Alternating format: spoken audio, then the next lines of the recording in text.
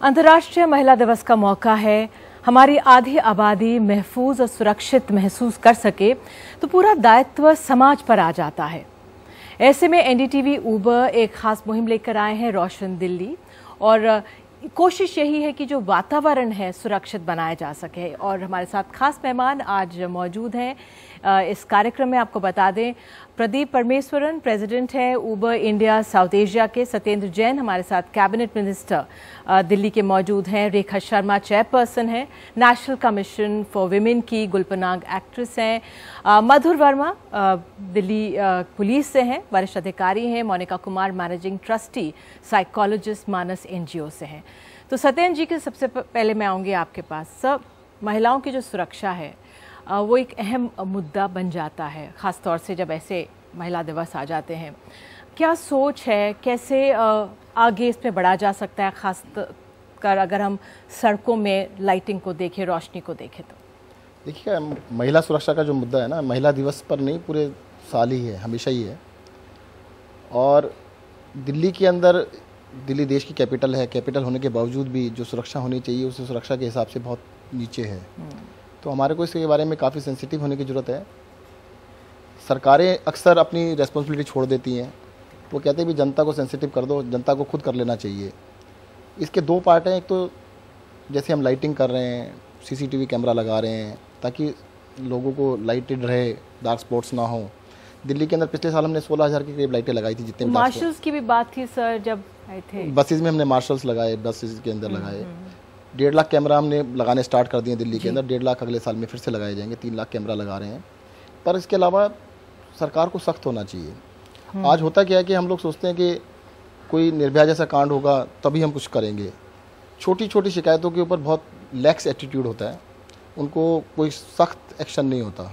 और जितने भी आप देखिए क्रिमिनल जो बने हैं वो वन टाइमर्स नहीं होते, क्योंकि 20 बार इनको पहले छोड़ दिया जाता है, छोटी छोटी चीज़ों को रिप्रेमेंड नहीं किया जाता है। और बहुत ही हमारा टॉलरेंस लेवल बहुत हाई है। अब कहते हैं कि भाई छेड़ दिया तो क्या हो गया, घरों के अंदर भी, समाज के अंदर भी, और जब सरकार के पास जाते हैं, पुलिस के पास जाते हैं, वो भी कहते हैं इतनी जरा सी बात के लिए यहाँ पे आ गए। तो ये चीज़ों को सख्ती से निपटने की ज़रूरत है।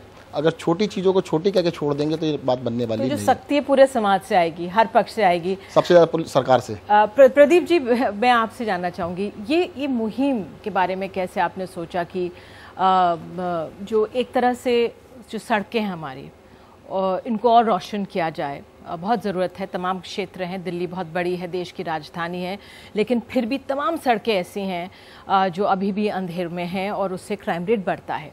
तो क्या सोच इसके पीछे गई और कैसे आगे बढ़ने के लिए सोच रहे हैं? तो हमारे लिए ये मुद्दा इतना अहम है, जो राइड शेयरिंग की जो टेक्नोलॉजी आई है इससे बहुत फ़ायदा हुआ है लोगों को। जैसे पहले आप सोचो, आपको कोई पॉइंट ए से पॉइंट बी जाना होता था तो इतना टाइम लगता था, कन्वीनियंटली कोई ऑप्शन थी नहीं। अब एक बटन दबा दो, एक गाड़ी आती है और आपको ले जाती है। वो रिलायबल है, अफोर्डेबल है, क्योंकि राइड शेयरिंग होती है। मल्टीपल लोग जो है जो सेम व्हीकल को है वो जो यूज़ करते हैं।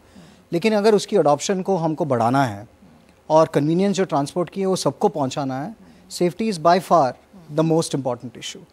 और सेफ्टी अलग तरीके से हम सोचते हैं इसके बारे में कि एक है कि जो गाड़ी में जो हमारी गाड़ियाँ चलाते हैं वो उनकी बैकग्राउंड चेक्स ठीक से हो, उनकी वेरिफिकेशन ठीक से हो।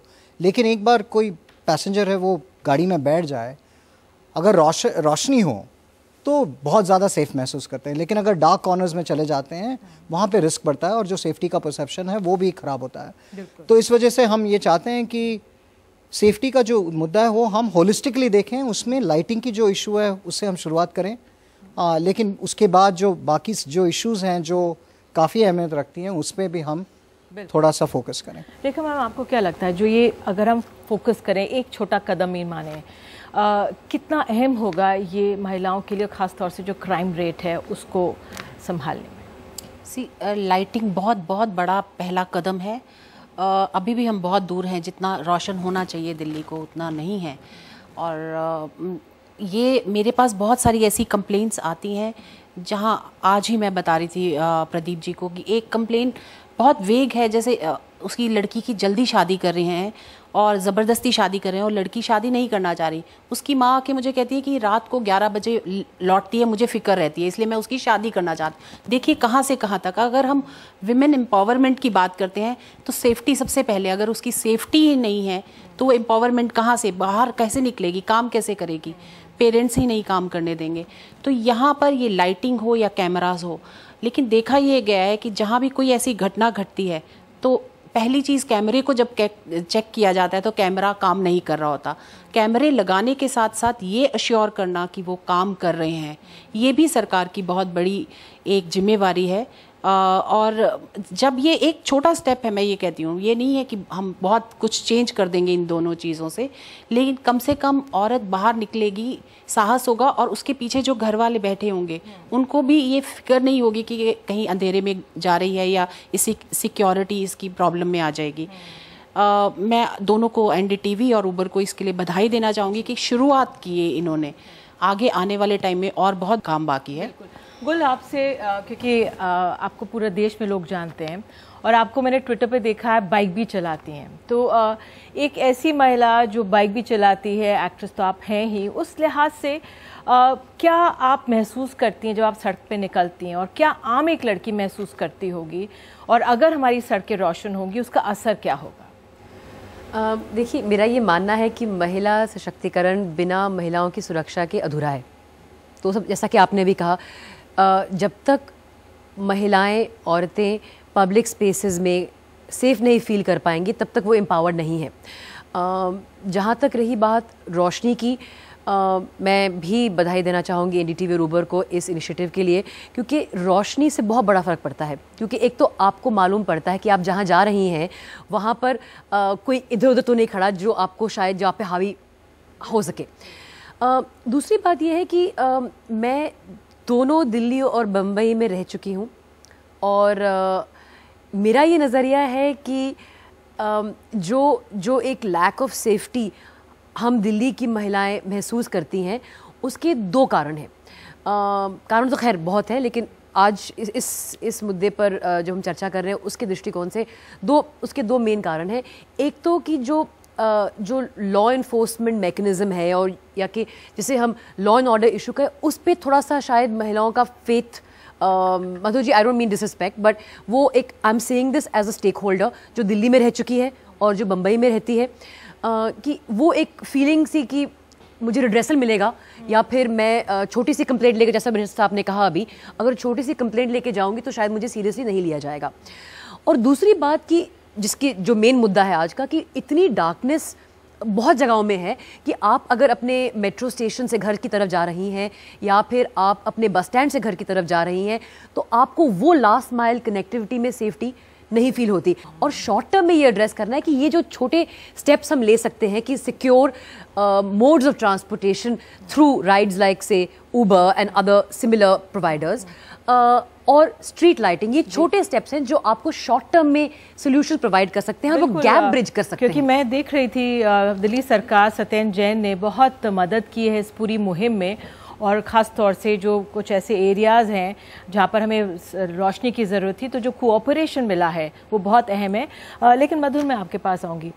सरकार पे देखने से पहले पुलिस पे नज़र आती है कि पुलिस किस तरह से पहले मदद करे, और जब सबसे परेशानी में अगर कोई बच्ची या लेडी या महिला होती है, तो उस लिहाज से ये जो रोशनी की ये मुहिम है, रोशन दिल्ली की मुहिम, कितनी कारगर होगी, मददगार होगी हमारी पुलिस के लिए महिलाओं के प्रति जो क्राइम है उसको रोकने में? यदि क्राइम अगेंस्ट विमेन रोशन दिल्ली मुहिम से कम होता है तो ना सिर्फ महिलाएं जो दिल्ली में रहती हैं उनके लिए कारगर होगी, ये स्कीम के दिल्ली पुलिस के लिए भी कारगर होगी। महिला विमेन सेफ्टी हमारी दिल्ली पुलिस की प्राथमिकता रही है और दिल्ली पुलिस कई कदम उठाती है ताकि महिलाएं दिल्ली में सेफ़ महसूस करें, सिक्योर महसूस कर सकें। हमारी जो पब्लिक स्पेसेस हैं वो एक सिक्योर रहें, ताकि महिलाओं के लिए हम वो पब्लिक स्पेसेस स्पेसेस रिक्लेम कर सकें। दिल्ली पुलिस ने कई इनिशिएटिव्स लिए हैं, उसको लेकर मैं गुल पनाग की बात के ऊपर I would like to comment कि काफ़ी over the period of time changes आई हैं। जैसे हर एक पुलिस स्टेशन में अगर आप दिल्ली में जाएं, आपको वहाँ पे पब्लिक फैसिलिटेशन ऑफिसर ज़रूर मिलेगा, जो कि एक विमेन पुलिस पर्सन होंगी। वो आपकी कंप्लेंट सुनेंगी, आपकी काउंसलिंग करेंगी। जैसे कहा कि थोड़ी सख्ती की भी ज़रूरत है, तो वो जो सख्ती है, एक नरमी भी चाहिए दिल्ली पुलिस की, लेकिन वो सख्ती भी हमें चाहिए कि इस पे कारगर और ठोस लगे ये मुहिम। उसके चलते हम दिल्ली पुलिस एक प्रमोट करती है कि कोई भी क्राइम जो अगर विमेन के अगेंस्ट होता है वो कभी अनरिकॉर्डेड ना रहे, वो कभी अनरिपोर्टेड ना रहे। यदि वो शुरुआत में पुलिस को रिपोर्ट कर दिया जाए तो उसके ऊपर सख्ती से कार्रवाई की जा सकती है।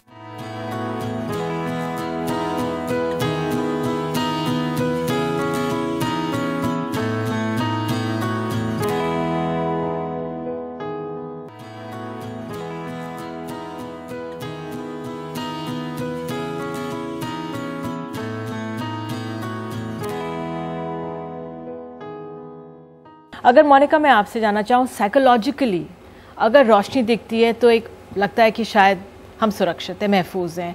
क्या क्या आपके रिसर्च में, डेटा में, या जो आप महिलाओं को, लड़कियों को मिलती हैं जो परेशान रही हैं, अपने केसेस लेकर आई हैं, क्या कहना रहा है उनका? देखिए, जहाँ तक रोशनी की बात है वो ऑटोमेटिकली इम्पॉर्टेंट है किसी भी व्यक्ति को सेफ करने के लिए, बट आई थिंक जो ये पूरा मुद्दा है विमेन सेफ्टी का, पहली बात तो विमेन ट्रांसपोर्ट बहुत डिफरेंटली यूज़ करती हैं। ज़्यादातर आपने देखा होगा कि उनके मल्टीपल स्टॉप्स होते हैं। वो दवाई लेने भी जाएंगी, वो मार्केट की शॉपिंग भी करेंगी, वो बच्चों को स्कूल से भी लाती है। तो जो हमारा उबर में ये फैसिलिटी है, उबर में ये फैसिलिटी है। yes. तो ज़्यादातर जो उनका टाइम है वो छोटे छोटे चीज़ों में डिवाइडेड होता है, वेयरएज़ जो ट्रांसपोर्ट सिस्टम हमारा बना है वो बहुत मेल सेंट्रिक है। वो काम को लेके बना है कि आपको लेबर ओरिएंटेड, कि आपको एक जगह से दूसरी जगह तक बस की सर्विसेज है। और जब वेटिंग आप करते हैं, जो कि डार्कलिट एरिया होता है, जब बस स्टॉप में लाइट नहीं होती, या आसपास में कोई और शॉप नहीं होती यहाँ जहाँ बात कर सकते हैं, वहाँ पे आप बहुत आइसोलेटेड फील करते हैं। और बहुत ज़्यादा औरतें दिल्ली में बाहर इसलिए नहीं निकलती बिकॉज बहुत डर है, परसेप्शन ऐसा है कि दिल्ली सेफ नहीं है। और आई डोंट नो कितने लोग आपने देखा होगा कि दिल्ली में ऑटो के पीछे, टैक्सी के पीछे लिखा होता है मेरा ईमान महिलाओं का सम्मान। पर कितने लोगों ने बातचीत करने की कोशिश करी है कि ये क्यों लिखा है, या हम कैसे इस कैंपेन में इन्वॉल्व हो सकते हैं।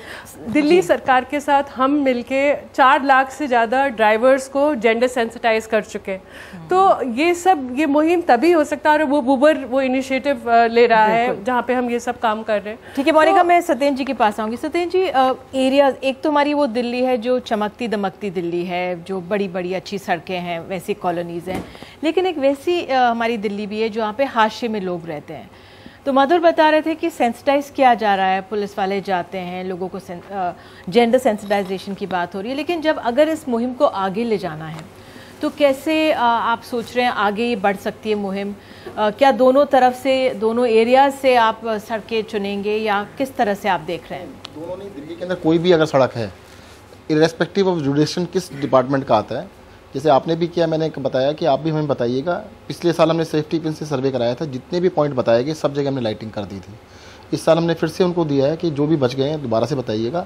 आपने भी मुहिम स्टार्ट की है, जहाँ पर भी डार्क स्पॉट्स होंगे, किसी भी डिपार्टमेंट का हो, लाइटिंग लगाने की जिम्मेदारी दिल्ली सरकार है, हम लगा देंगे। जितना भी खर्चा होगा, खर्चे की कोई इशू नहीं है, दैट वी विल डू। मैं आपको छोटे से चीज़ बताना चाहूँगा, जैसे झुग्गी बस्तियों में एक क्राइम अगेंस्ट वीमेन का एक रीज़न था कि मॉर्निंग में उसके टॉयलेट से ले जाते थे।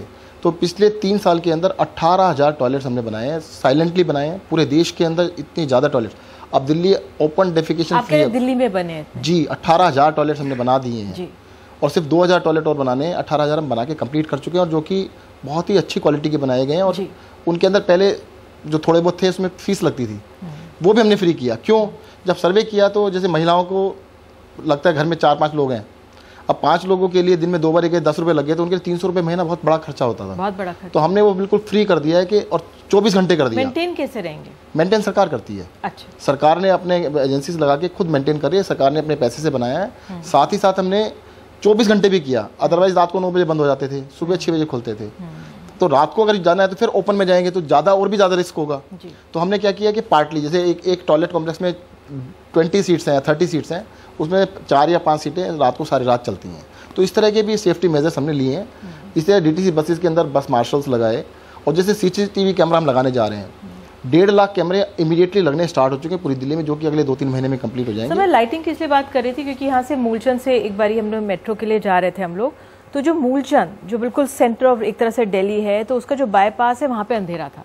तो हमने एक शो उस पर करा भी था, रिपोर्टिंग करी भी थी, लेकिन जब यहाँ पे ये हाल है तो कितने ऐसे अंडरपासेस या कितनी ऐसी सड़कें होंगी जो अभी भी अंधेरे में हैं। आपको तो देख ही सकते हैं ना, मीडिया इसीलिए होता है कि आप वहाँ पर भी जाके देखिएगा। सेंट्रल दिल्ली को नहीं देखना, बाकी जगह को भी देख के दिखाइएगा। अगर आप हमें शीशा दिखाएंगे तभी हम ठीक होंगे। मैं तो चाहता हूँ कि आप जगह जगह ढूंढ के, जैसे सेफ्टी पिन ने किया था, आप भी मुझे 10,000 जगह ढूंढ के दीजिएगा। यही सहयोग है, इसी के साथ हम आगे बढ़ सकते हैं। मैं आपको कहूँ, I will be thankful to you. आप जितने भी जगह ढूंढ के देंगे, ज़्यादा से ज़्यादा देंगे, इसको हम ऑफेंसिव बिल्कुल नहीं लेंगे कि आपने बिल्कुल। NDTV की कोशिश यही है उबर के साथ कि ज़्यादा से ज़्यादा जो हमारी सड़कें रोशन हो। जो भी सड़क बताएंगे, कहीं की भी सड़क बताएंगे। बिल्कुल। Thank you so much Satyendra ji आपकी बात कहने के लिए। जल्दी से 2 सवाल। लाइट्स लगी, कैमरा लगे, शेयर किया गया ऐप, तो हम क्राइम तो हम डर के रहेंगे कि चलो अभी यहाँ पे लाइट है, but I think being a woman मैं तभी सेफ फील करूँगी जब उस क्राइम के अगेंस्ट कोई पनिशमेंट स्ट्रिक्ट होगी। हमारे देश पे अगर अटैक हुआ तो हमने तुरंत जवाब लिया और अब हम सब सिक्योर फील कर रहे हैं। तो बीइंग अ वुमन मुझे लगता है कि हम तभी सिक्योर फील करेंगे जब उसके अगेंस्ट जो पनिशमेंट है वो सबके दिल में डर बैठा दिया जाएगा कि अगर कोई क्राइम होगा तो स्ट्रॉन्ग एक्शन लिया जाएगा। जो निर्भया जैसे कांड में भी इतना स्ट्रांगली नहीं आया कि पनिशमेंट कितनी स्ट्रांग है इस क्राइम के अगेंस्ट। I fully agree. जो क्राइम को रोकने के लिए deterrence is the most important factor. यदि क्राइम कोई क्रिमिनल करता है, अगर वो पकड़ा जाता है और उसको सजा मिलती है तो क्राइम डेटरेंस अपने आप से आती है। Most important preventive strategy is deterrence. So deterrence of crime is important. हमारे यहाँ पे लीगल सिस्टम एक रॉबस्ट है। ऐसा नहीं है कि हमारे यहाँ पे कानून नहीं है, बहुत अच्छे कानून बने हैं, specially after that Nirbhaya incident. अभी इट इज़ मैंडेटरी कि कोई भी incident of crime against women हो तो पुलिस के लिए there is no way it will not be recorded. वो इंसिडेंट को FIR में तब्दील तुरंत किया जाता है, जिस कारण से उस पर इन्वेस्टिगेशन स्टार्ट हो, क्रिमिनल को पकड़ा जा सके, उसे सजा दी जा सके। ये एक दिल्ली पुलिस की एक नीति भी रही, एक दिल्ली पुलिस की एक कार्य प्रणाली में भी इस कारण से चेंजेस आई हैं। हमने अपने पुलिस स्टेशन में भी जेंडर सेंसिटाइजेशन कोर्सेज कराया और हम लोग इंश्योर करते हैं, हम लोग रेदर लोगों को मोटिवेट करते हैं कि वो ज़्यादा से ज़्यादा आगे आके हमें अपने क्राइम्स रिपोर्ट करें। चलिए, बहुत बहुत शुक्रिया आप सभी का कि आप सब आए यहाँ पर और आपने इतना वक्त दिया, और यही उम्मीद हम करते हैं कि दिल्ली रोशन हो और एक एक कोना जो है दिल्ली का रोशन हो, जिससे कि जो हमारी आबादी है, आधी और पूरी आबादी महसूस करे अपने आप को। नमस्कार।